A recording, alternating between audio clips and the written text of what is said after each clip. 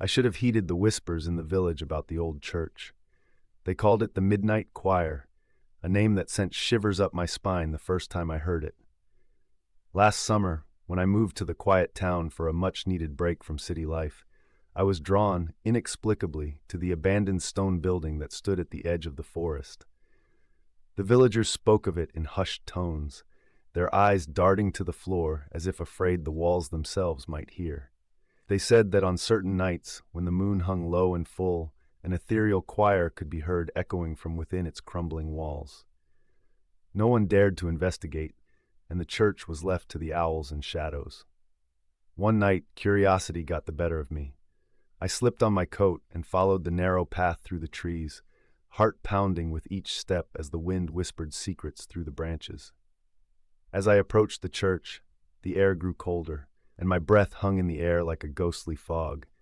I waited, standing just beyond the splintered door, my senses straining for the faintest sound. For a long while, there was only silence, the kind that presses against your ears until you hear the blood rushing in your veins. Then it began, a haunting melody, a chorus of voices rising in harmony, weaving through the night like a siren's call.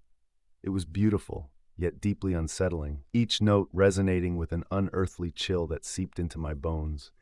The voices seemed to be all around me, impossibly close and yet impossibly far.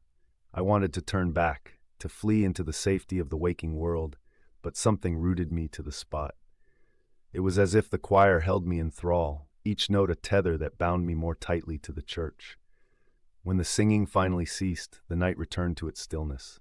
I stumbled back along the path, my mind a whirl of questions and fears.